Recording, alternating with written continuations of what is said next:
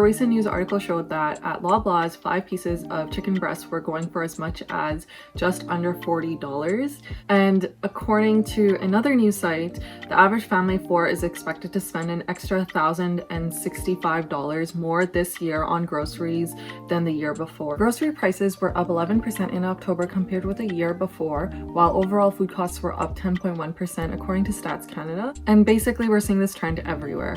Prices of food are going up. To be honest, from what I've seen, I feel like the prices are going up 30-40% at least. So I don't know where they're getting the 10% or 11% from, but I think that's an understatement. The cost of food has seriously gone up. Even if you go for cheaper alternatives, if you go for generics, etc., you're finding that you're still spending more than what you were previously. So here are some tips that you could use to help improve your spending and stretch your dollar a little bit further during these really expensive times. The first tip is going back to basics and considering making things from scratch. Now, I know that can seem really intimidating for a lot of people, and a lot of people feel it's not worth it, it's not worth their time. However, if you look at the cost of goods, for the most part, the easier, more convenient a meal is, the more expensive it is. So if you can carve enough time, just a little bit every so often, to kind of prep your food in advance and make it from scratch, you might find that you're saving more. And because you're going to be making the food yourself at home, it's usually healthier, you know exactly what's going into it, and you can make more of it because it's overall cheaper to make. So here's an example of, is it worth it or not to make things from home? So before I was getting naan and I was paying probably $5 to $6 for a pack of 10, and I thought it was worth it. It was really convenient. I didn't have much time. I realized how many calories I was consuming from just the naan alone, and I'm also trying to watch my diet a little bit, so I thought, okay, let me look for an alternative. I still don't have time to make it, but let's see what other options are out there. So I decided to try hoops, which is about the same cost, maybe even a little bit cheaper, but I was finding it was way fewer calories. It was almost half the calories, and so I started eating that. And then I thought, hey, I'm at a point right now, I have a little bit more time, let me just make the food from scratch now. And I've been freezing my naan and freezing my roti, or the hoops anyway, so let me try freezing my own rotis that I make from scratch. So I made a whole batch in one day, gave myself maybe an hour or so, and I made enough to last me a whole week, froze it, and then every time I rewarm it, it tastes just as good as when I make it fresh. And I realized if I just take a little bit of time, I can get a healthier roti that is cheaper and takes a little bit of time to make, but overall I'm saving money and I'm doing something better for my health. The second tip I have is to consider estimating and calculating what your weekly expenses are per person in your house. So we usually have a rough idea of, like, maybe we spend $1,000 for our family a month on food. What does that look like per person per week? Once you break that down, you'll have a weekly budget, because for the most part, we don't go grocery shopping on a monthly basis, we go on a weekly basis, or sometimes people go twice or thrice a week. Now, once you break it down to how much you're spending in a week, that's what you know your budget is for that shopping trip or that shopping day. And if you can consolidate it further and try to go shopping just once a week, you'll find that you're buying fewer extra items because you're getting all your things in one go. So it's also important in that case to plan your list.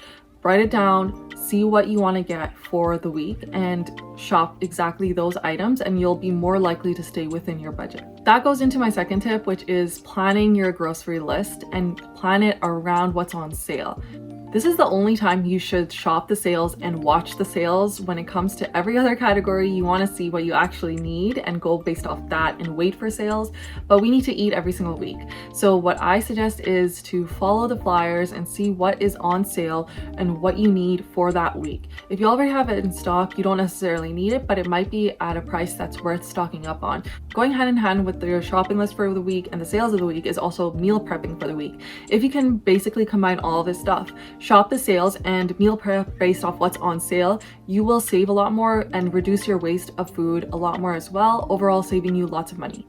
And another tip that I think everyone is kind of aware of, but I don't know if a lot of people do it yet, is couponing and looking for discounts where you can. It will save you a lot of money. I honestly don't do as much couponing as I would like to, and there was a brief period of time I was very into couponing and I would try to coupon. However, for some reason everyone was like, don't bother with it. No, you should bother with it. You're going to save a lot of money, especially if you coupon the things that you're going to purchase anyway. So there are different ways to go about this. There's digital coupons that you can get mailed to you. You can print them out, you can use your apps on the phone, or you can just get the coupons that are in the store and see what you can use for your shopping list that you were going to get stuff for already. You might find it's just a few dollars here and there, but it can add up and make a little bit of a difference. I've definitely gotten things for like 80% off because I used coupons before. Also, don't feel ashamed to get the stuff that's like 30% off or 50% off. Usually it's just as fine. It might have a little bit of cosmetic defects, or maybe it's gonna go bad in a couple of days and you can just use it that same day. Why not get your 50% off? I don't know why people don't like doing this. Along with coupons, you also want to take advantage of points. You can use PC Optimum. It's so useful. You're always shopping at a lot of these places that have PC Optimum. If you just use the points card or have it on your credit card, etc., you're going to rack up points slowly over time. And when you have a rainy day, use those points card. It will come in handy. The next tip I have is to buy things in bulk, slowly, and as they come on sale, so that you have a pantry of goods that you can go back to and not have to spend too much money on. Now, you might be thinking, okay, well, I can't afford to buy bulk rice, flour, and all these other things. I don't have the space for it, etc. Buy as much as you can that fits your needs, and also just wait for sales and slowly build your pantry up. So for example, one really good tip that I have is to never buy flour on full price and always try to go for the bigger option if you can and if you have space for it. So I have seen flour, same company, same brand, 2.5 kilograms of flour for $7 almost. And then I've also seen the same brand flour for 10 kilograms for $11, which is a huge difference in price. You might just think it's just twice the price, but you're getting 4 times the product. So you're actually saving a lot.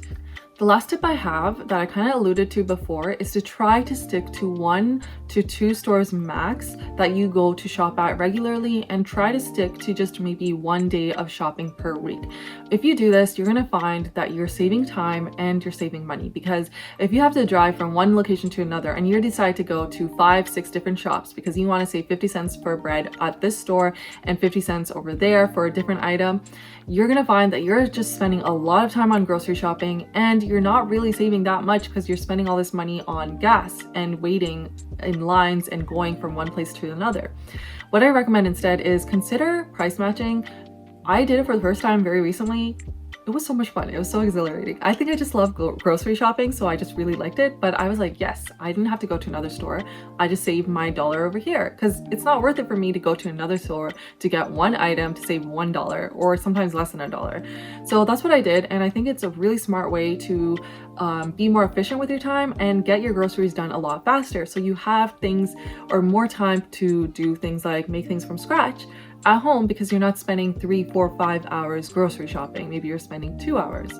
It makes a huge difference. Trying to go once a week grocery shopping instead of even twice a week will make a huge difference, because you will plan everything in advance, because you know, I don't have time to come again because it's going to be a hassle and I need to go through my list the first time really well. So you're going to plan better, and when you do your grocery shopping, you will get everything in one go. It might be a bit of a like a shock to get all the items at once because of the price and the bill at the end of the day, but if you're breaking it down in 2 to 3 shopping trips, you're going to be spending just as much, if not more, because the more often you go, the more times you're going to end up liking something else, or you're going to be feeling like a snack this time or that time, and it adds up to extra spending that you didn't need to do.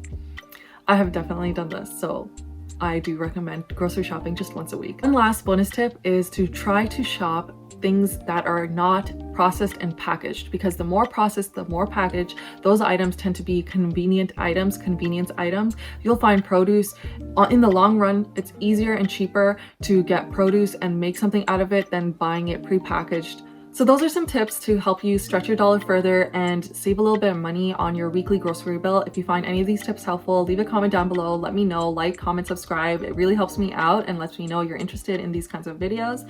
And if you want, I will do a shopping trip in the future for you guys to see how I shop.